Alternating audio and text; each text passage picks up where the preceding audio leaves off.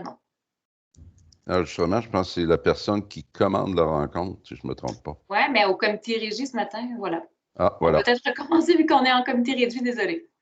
Oui, donc bienvenue à ce point de presse conjoint de la Corporation du développement durable, de la Corporation de développement économique et de la Ville de Victoriaville. Je me présente, Jacinthe Roy, directrice générale de la Corporation du développement durable et conseillère en développement durable. Et nous aurons ce matin 3 intervenants qui prendront la parole. Donc, sans plus tarder, on va débuter avec M. André Bellavance, maire de Victoriaville et président de la CDEVR.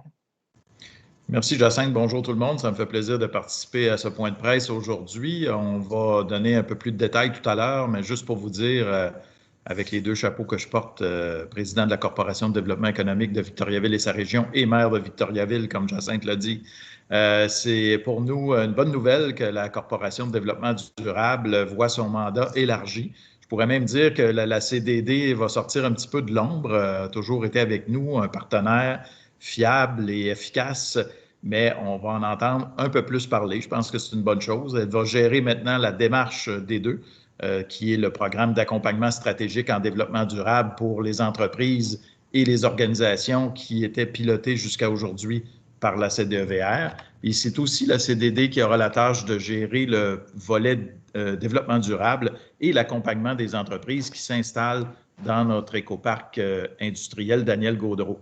Alors, c'est un mandat pour moi, en tout cas, qui est fait sur mesure pour la CDD, qui voit accroître ses responsabilités.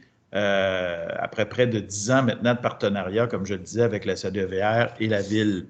C'est une évolution qui est naturelle, qui est logique pour la CDD. Christian pourra nous en dire plus long, mais qui collaborait déjà avec nous sur des projets. On sait que la CDD était avec nous sur le Forum du développement durable pour la Ville de Victoriaville.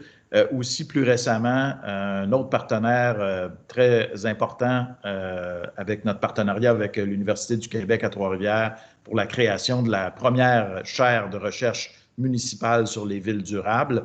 Alors, c'est une continuité dans l'engagement de Victoriaville à soutenir une économie durable, consolider notre titre de berceau de développement durable et faire rayonner Victoriaville et sa région, bien sûr. Alors, on est très heureux, au nom que ce soit des gens de la CDEVR ou de la Ville de Victoriaville, de cette collaboration accrue avec un organisme et une équipe dédiée au développement durable sur notre territoire. Merci, M. Bellavance. Je vais laisser la parole à M. Gay, directeur général de la Corporation de développement économique de Victoriaville et sa région. Quand la CDD nous a approchés pour nous proposer ce partenariat, dans notre tête, il était tout à fait naturel pour la corporation de vouloir approfondir notre collaboration avec eux. Il faut se rappeler que la Corporation de développement durable est aussi partenaire dans la démarche des deux depuis 2016 avec la SADC Arthabasca Érable et que grâce à cette collaboration, la démarche des deux était offerte à deux MRC, soit Arthabasca et bien sûr la MRC de l'Érable. Concrètement, les services en développement durable qui étaient offerts par la CDEVR sont désormais sous la gouverne de la CDD. La présence d'une organisation sur notre territoire qui a une mission dédiée au développement durable est une force considérable pour notre région. Il s'agit d'unir les forces vives du développement durable afin d'agir en cohérence et d'offrir, bien sûr, de la valeur ajoutée. Le développement durable est une valeur importante pour la CDEVR et c'est une valeur que l'on porte au quotidien dans l'accompagnement qu'on fait avec les entreprises de notre territoire et cela demeurera avec cette nouvelle collaboration avec la CDD.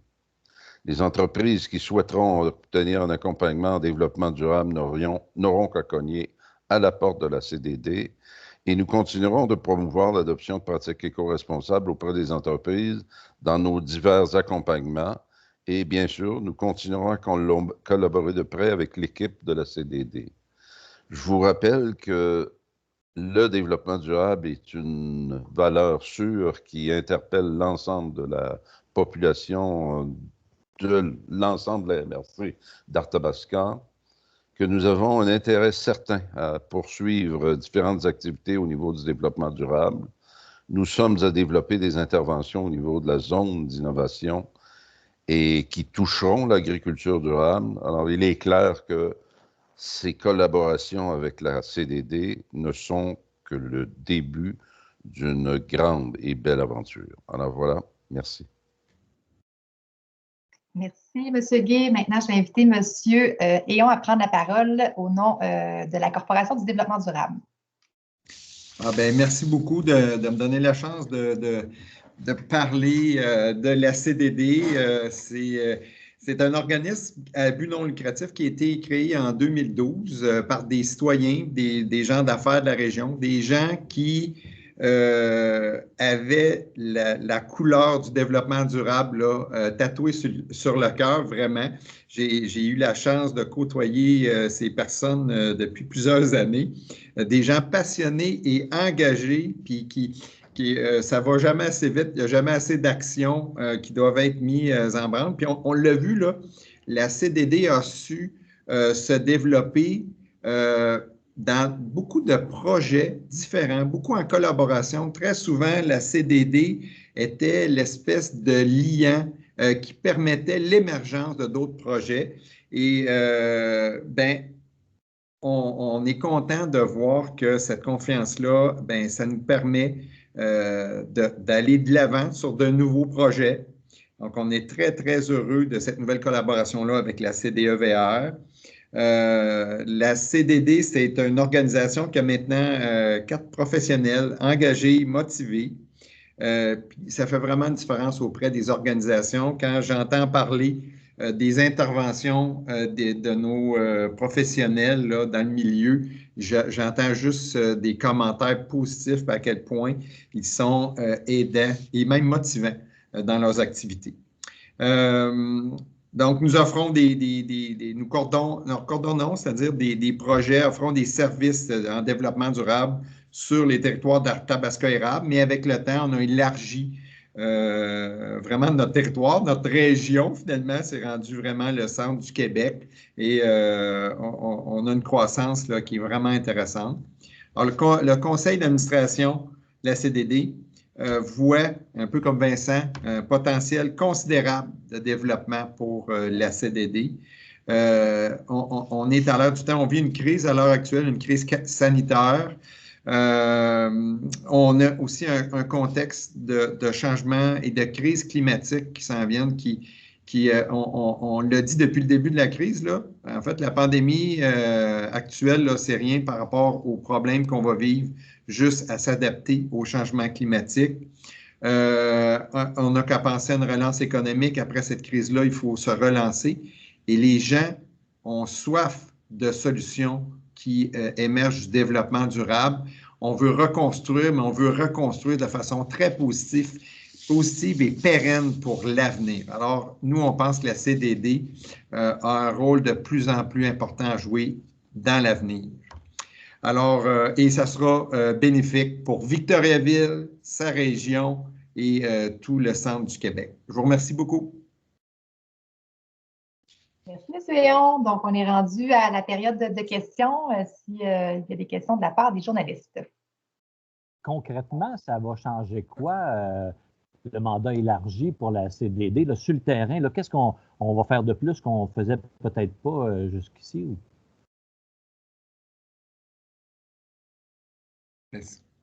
Est-ce que, Jacinthe, tu veux que je réponde ou c'est toi qui réponds? Oui, tu peux commencer, vas-y. OK.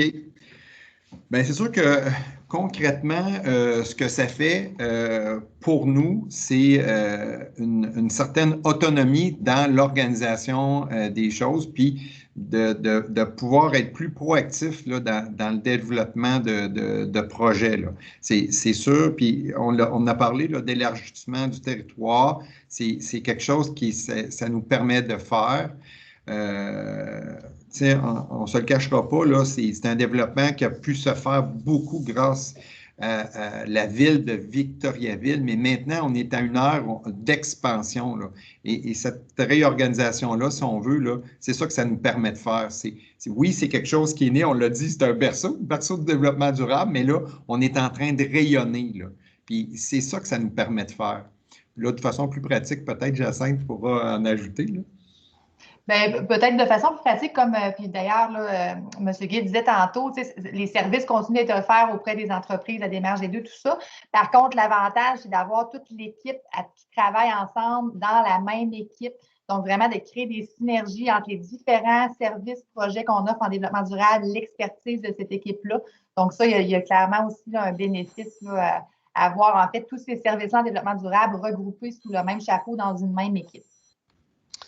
Je me permets de rajouter aussi, quand on regroupe un peu, je disais on regroupe les forces vives, là, ça a l'air d'une phrase un peu passe-partout, mais pour moi, ça a toute sa valeur aussi.